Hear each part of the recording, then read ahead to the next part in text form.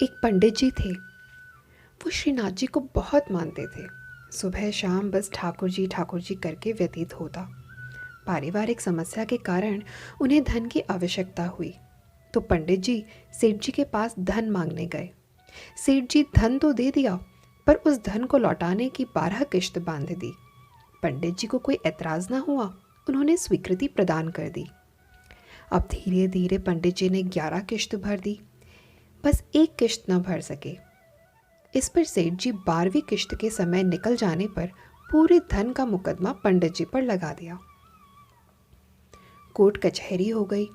जज साहब बोले, पंडित जी तुम्हारी तरफ से कौन गवाही देगा? इस पर पंडित जी बोले कि मेरे श्री ठाकुर जी गवाही देंगे।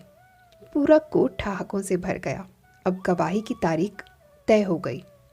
पंडित जी ने अपनी अर्जी ठाकुर जी के श्री चरणों में लिखकर रख दी। अब गवाही का दिन आया। कोर्ट सजा हुआ था। वकील जज अपनी दलीलें पेश कर रहे थे। पंडित को ठाकुर पर पूरा भरोसा था।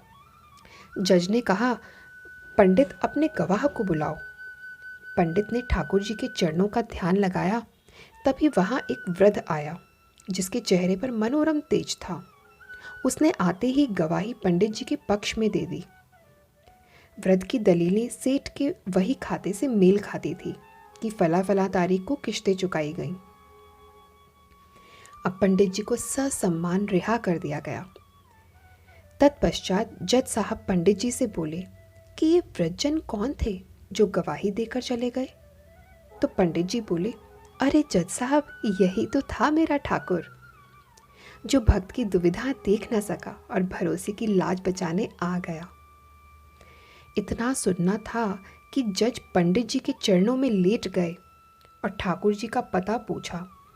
पंडित बोले, मेरा ठाकुर तो सर्वत्र है, वो हर जगह है। अब जज ने घबराकर काम धंधा सब छोड़ ठाकुर को ढूंढने निकल पड़े। सालों बीत गए पर ठाकुर न मिले। अब जज पागल सा मैला कुचला हो गया। वह भंडारों में जाता, पत्तलों पर से झूठन उठाता, उसमें से आधा झूठन ठाकुर जी की मूर्ति को अर्पित करता, आधा खुद खाता।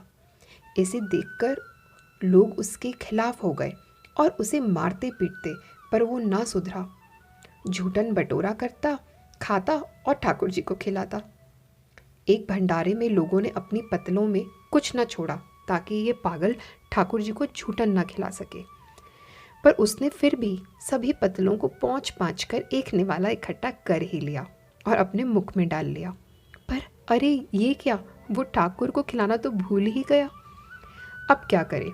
उसने वो निवाला अंदर न सटका कि पहले मैं खा लूँगा तो ठाकुर का अपमान हो जाएगा, और थूका तो अन्न का अपमान होगा।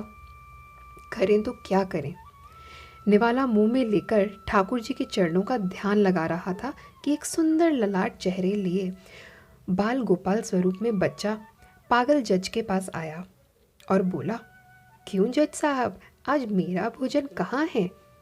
जज साहब मन ही मन गोपाल छवि निहारते हुए अश्रुधारा के साथ बोले, ठाकुर बड़ी गलती हुई, आज तो पहले मैंने भोजन कर लिया जो पहले तुझे भोजन न करा सका, पर अब क्या करूं? तो मनमोहन ठाकुर जी मुस्कुराकर बोले, अरे जज, तू तो निरा पगला हो गया है रे। जब से अब तक मुझे दूसरों का जूठन खिलाता रहा और आज अपना जूठन खिलाने में इतना संकोच। चल निकालने वाले को, आज तेरा जूठन सही। जज की आंखों में अविरल धारा निकल पड़ी जो रुकने का नाम न ले रही थी, और मेरा ठाकुर कहते कहते बाल गोपाल के श्री चरणों में गिर पड़े और वहीं देह का त्याग कर दिया। भाव की भूखे हैं प्रभु, और भाव ही एक सार है, और भावना से जो भजे तो भव से बेड़ा पार है। श्रीनाथ जी की जय। जय श्री कृष्णा।